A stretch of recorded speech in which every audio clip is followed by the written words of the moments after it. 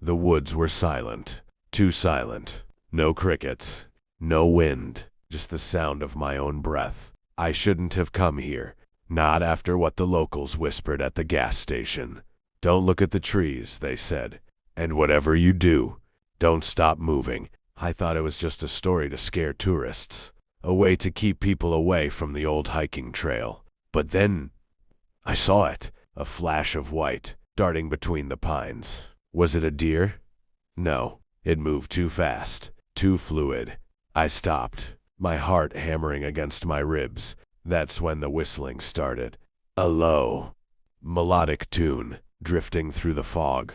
It sounded human, but there was something wrong with the pitch. It was coming from right behind me. I turned around, but the trail was empty. Only the shadows remained. The shadow didn't just hold me. It felt like it was pulling the life out of my skin. I bolted. My boots thrashed against the damp earth, snapping branches, crushing leaves. I didn't look back. I couldn't look back. The whistling followed, getting louder, faster, turning into a frantic, distorted screech. It wasn't a song anymore. It was a hunt. I reached the old ranger station, its wooden walls rotting, windows shattered like broken teeth. I slammed the heavy door shut and slid the iron bolt. Silence. Total, suffocating silence. I leaned against the wood, gasping for air, my lungs burning like fire. Is it gone? I prayed it was. But then, a soft thud came from the roof. Then another. Something was pacing above me. Heavy footsteps, dragging something metallic behind it. Scrape. Scrape. I looked up at the ceiling, the old timber groaning under the weight. Dust fell into my eyes, but I didn't dare blink. Then, the scratching started on the walls. From the outside, thousands of tiny claws, tearing at the wood, trying to find a gap, a crack, a way in. I backed away into the center of the room, my flashlight flickering. The beam hit the corner, and my heart stopped. There, in the dust, were footprints, fresh, muddy footprints. But they didn't lead to the door. They started at the wall, and ended right behind me. I felt a hot breath on the back of my neck, smelling of wet earth and decay. A voice whispered, not in my ears, but inside my head. You found the spot. The floorboards beneath me began to shake.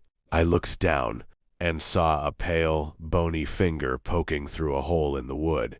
Then another, and another. They weren't trying to get in. They were already here. The entire floor was moving, breathing, alive. I screamed, but no sound came out. Only the whistling, and it was coming from my own throat. The floorboards didn't just shake. They shattered. My legs sank into the darkness, into the cold. I clawed at the rotting wood, my fingernails staring, my knuckles bleeding, but the hands, those pale skeletal hands, they were pulling me down. Help! I finally found my voice, but the forest, it didn't care. The wind just howled louder, drowning out my pleas. I looked up one last time, and saw the ranger station roof collapse. A figure stood on the edge, backlit by a moon that looked like a cursed eye. It wasn't a man. It was too tall, too thin. Its limbs were like branches, twisting, snap, crack. It tilted its head, and the whistling stopped. Finally it hissed. The voice sounded like dry leaves scraping on a gravestone. I fell through the floor, hitting a stone surface, hard. My flashlight rolled away. Where were the people? They were gone. Only the leather remained, and the lingering scent of fear. I started to run, deeper into the earth, deeper into the trap. Then, I heard a sound from the darkness ahead, the sound of someone crying, a small muffled SOB. I stopped, my breath hitching. Is someone there? I whispered. The crying stopped, replaced by a wet, slurping sound. A pair of yellow eyes ignited in the dark, 10 feet off the ground. They weren't human. They weren't animal. They were hungry. And then, I realized why the shoes were so neat. The monster. It liked to keep its trophies organized. I turned to run back, but the tunnel behind me was gone. Only a solid stone wall. I was trapped in the larder of something that hadn't eaten in a century. The eyes began to move. Closer. Slowly. Deliberately. Step. Step. Step. Then, the light on my phone flashed. A notification from a number I didn't recognize. It said, "Don't turn around." But it was too late. I could already feel the warmth of its breath on my scalp. The creature didn't strike. Not yet. It just stood there, towering over me, a mountain of shadow and malice. I squeezed my eyes shut, waiting for the end, waiting for the teeth. But instead, I felt something soft, like a moth's wing, brushing against my cheek. I opened one eye slowly. The yellow eyes were gone, replaced by a thick, black mist. The tunnel was changing, the stone walls turning into skin. The ground beneath my feet felt soft, pulsing, like a giant heart. Thump, thump, dump, dump, dump. I tried to move, but my boots were stuck. The floor was swallowing them, melting around the leather, pulling me into the flesh of the earth. I looked back at my phone. The screen cracked, the light fading. Another message appeared. "It wants your voice." My throat tightened, a sharp pain shooting through my chest. I tried to scream, but only a hollow, dry rattle came out.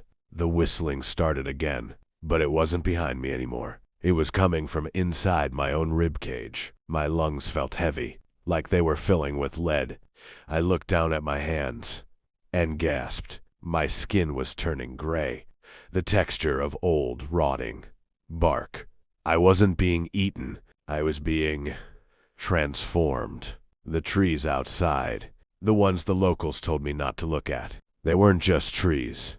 They were people, frozen in time, rooted in agony, whistling for eternity. I felt my toes turn into roots, digging deep into the pulsing floor.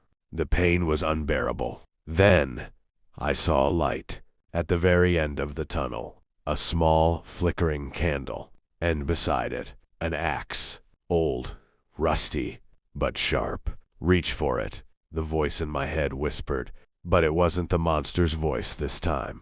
It was mine, my real voice, fading, drifting away like smoke. I lunged forward, tearing my feet out of the living floor with a sickening rip. I crawled toward the light, my fingers scraping the skin walls, leaving deep, bloody furrows. The creature roared, a sound that shook the very foundation of the forest. The mist solidified, forming a face, a twisted, hateful mask of my own features. It lunged. I grabbed the axe and swung with every ounce of soul I had left. The blade sank into the mist, and the world went white. The white light didn't bring peace. It brought pain, a searing, blinding heat. I woke up on the forest floor, the morning sun stabbing at my eyes. The ranger station was gone. The tunnel was gone. The shoes were gone. I pushed myself up, my muscles screaming, my bones feeling like they were made of glass. Was it a dream? A hallucination from the thin mountain air? I looked down at my hands. They were normal. No bark, no gray skin, just dirt and blood. I laughed, a shaky, hysterical sound that echoed through the pines. I was alive. I turned to find the trail, to get back to the car, back to civilization. But the forest looked different. The trees were too straight, their branches too symmetrical, like they were posing.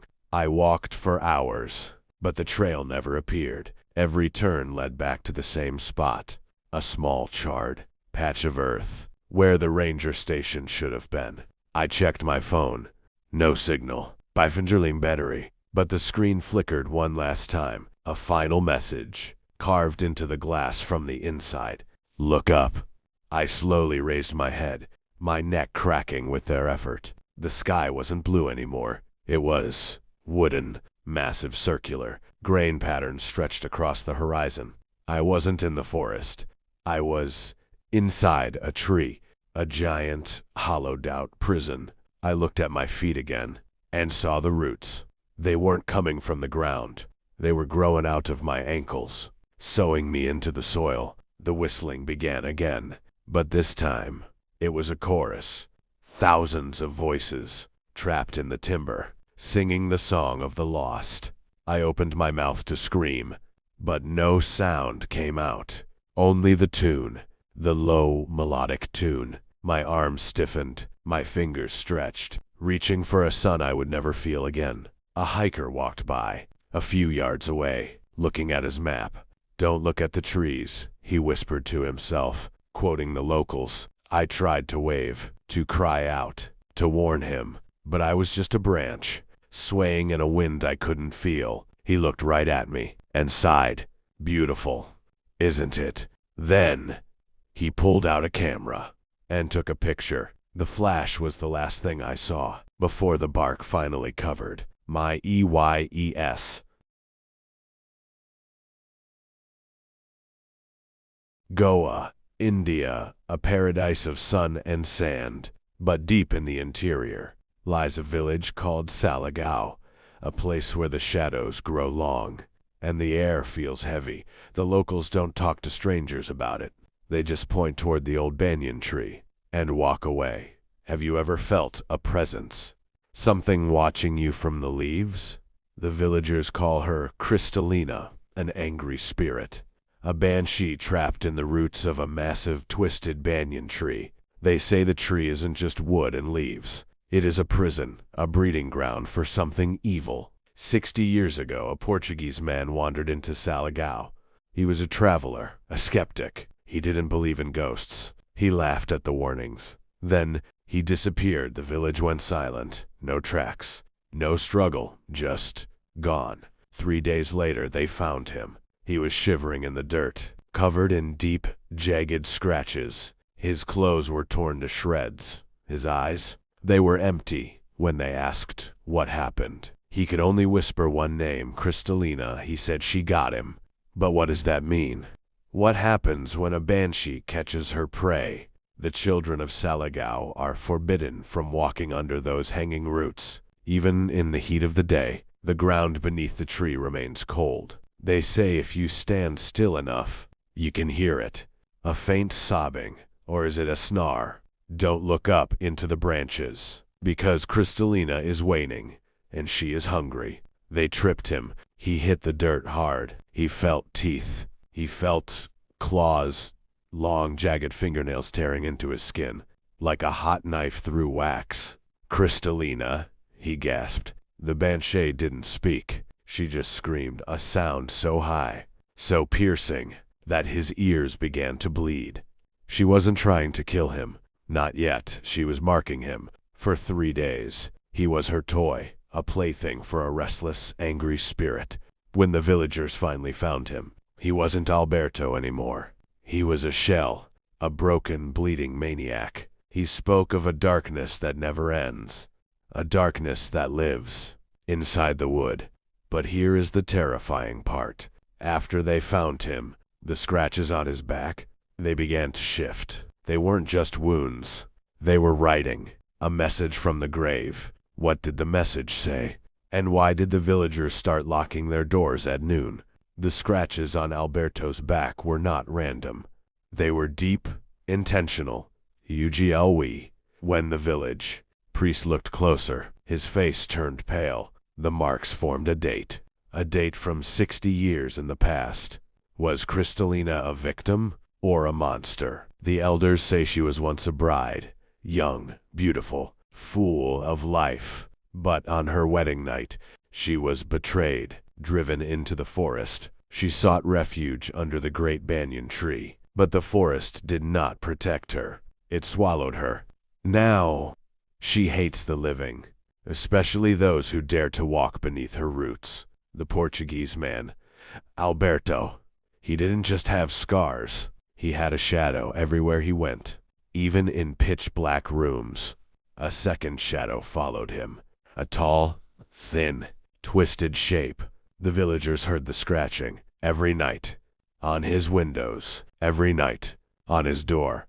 The screaming stopped. The village thought it was over. They thought the fence would keep the darkness in. But fences can't stop a curse. especially a curse that breathes. The silence didn't last long. Soon, the children began to whisper. They spoke of a tall man standing at the edge of the woods, a man who didn't blink, a man whose skin looked like bark. Is Alberto still out there? Or is he just a puppet now? One evening, a young girl named Mira was playing near the boundary. She saw something glistening in the dirt. A gold watch. Alberto's watch. She reached for it. The air turned heavy, thick with the smell of rotting wood and old perfume. Myra, come closer, the voice hissed. It wasn't a scream this time. It was a motherly hum. A trap. She stepped over the line. The ground beneath her feet felt soft like flesh. Suddenly, the hanging roots of the banyan tree began to twitch. They weren't roots anymore. They were long, black, tangled hair reaching down from the canopy. The villagers heard her cry. They ran to the fence, but Mira was already gone. Only her small wooden toy remained. Crushed into the mud, the priest gathered the men. They took torches. They took a XES. They were going to end this nightmare once and for all. They reached the great banyan tree. It looked different, larger. The trunk was pulsing. A slow, rhythmic thump, like a heartbeat. They raised their axes. But as the first blade struck the wood, the tree didn't splinter. It bled. Dark, thick, red blood. The scream that followed wasn't from a woman. It came from the yard itself. The ground began to shake. Was the tree alive? Or was Saligao sitting on top of a grave that never closed? The men dropped their torches. The fire caught the dry leaves. But the flames wouldn't burn the wood. The fire just died, as if the tree was sucking the heat out of the air. In the flickering light, they saw her, Kristalina. She was standing in the center of the trunk. Her face fused with the bark. Her eyes were wide open. And beside her was Alberto. His body was twisted, his limbs elongated to match the branches. He wasn't a man anymore. He was a new root. Join us, she whispered. The men ran. They didn't stop until they reached the village square. But the horror wasn't behind them, because when they looked at their own hands, they saw it. Tiny, green sprouts emerging from under their fingernails. The curse was spreading. The village of Saligao was no longer a home. It was a trap. The sprouts under their fingernails grew fast by midnight. They were no longer green. They were dark, woody, and stiff. The men tried to pull them out. They used pliers. They used knives, but the roots were deeper than the bone. They were anchored in their veins. Every time they pulled, the banyan tree in the woods would shudder, a distant, hollow moan echoing through the valley. The priest fell to his knees. He looked at the church floor. The stone was cracking. What was coming from beneath the holy ground? Roots, thousands of them, thick as pythons, slithering through the gaps. The tree wasn't staying in the forest. It was moving. She is taking the village, the priest gasped. Kristalina didn't want a sacrifice. She wanted a garden of souls. The people tried to flee. They packed their bags. They grabbed their keys. But when they reached the edge of the village, the road was gone. In its place stood a wall of branches, a dense, thorny, impassable forest that hadn't been there an hour ago. Saligao was cut off from the world. The air grew thick with a sweet, sickly rot, the smell of jasmine, mixed with death. Then, the singing started. 100 voices, humming a wedding song. The song Kristalina never got to finish. The voices weren't coming from the air. They were coming from the people. Their mouths were moving, but they weren't in control. Their bodies began to stiffen. Their skin turned gray, like bark. One by one, they walked, not to their homes, not to the church. They walked toward the great banyan. They looked like statues, moving in slow motion, a procession of the damned. The priest watched as his neighbors, his friends, his own family, walked into the darkness of the trees. He saw Mira. She wasn't crying anymore. Her eyes were green, glowing, and cold. She held out a hand made of twisted twigs. "Don't fight it," she whispered. "The roots are kind. The priest looked at his own hands. The sprouts had become branches. His feet were sinking into the soil. He was becoming part of the earth. As the sun began to rise, a traveler passed by the outside road. He looked toward Salagao, but there was no village, no houses, no church, just a massive, sprawling, ancient forest, a forest that seemed to have been there for 1,000 years. He heard a soft voice, calling from the leaves. "Help me," it said. The traveler stopped. He looked at the twisted roots. Will he follow the voice? Or will he run? The forest is growing, and Kristalina is always looking for a new route. The traveler paused. He looked at the dense, suffocating, green wall before him. The air was unnaturally still. "Is someone there?" he called out. No answer. Only the rustle of 1,000 leaves, swaying without a breeze. He stepped off the road. The ground felt spongy, like it was soaked in water, but it hadn't rained in weeks. He saw a glint in the mud, a silver cross, hanging from a withered, wooden finger. The traveler froze. The finger wasn't on a hand. It was part of a root. He looked up. The trees weren't just trees. They were human shapes, frozen in mid-scream, their arms stretched out like branches, their faces hidden behind layers of thick gray bark. The forest was a graveyard that stood upright. Suddenly, the singing began again, low, sweet, horrifying. "Join the garden," the voices hummed. The traveler turned to run, but his boots were stuck. The mud was climbing. It was wrapping around his ankles like tentacles. He looked back at the road. It was gone, replaced by a wall of thorns that grew right before WYES. In the center of it all, the great banyan tree pulsed. Its bark parted like a curtain. Kristalina stepped out. She wasn't a shadow anymore. She was a queen. Her dress was made of white petals, and her eyes were dark, bottomless pools. She reached out. Her fingers were long, elegant, and tipped with thorns. "You are late for the wedding," she whispered. The traveler felt the sting, a sharp, piercing pain in his chest, a sprout bursting through his heart. He didn't scream. He couldn't.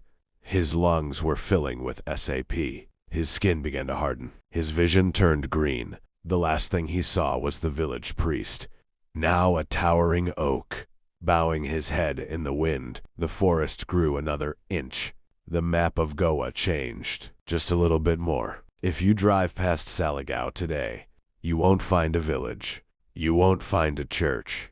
You will only see the trees, beautiful, ancient, silent. But if you listen closely, you might hear a heart beating deep inside the wood. Don't stop the car. Don't look at the branches, because the garden is always looking for a new soul to plant. And Kristalina, she is still walking.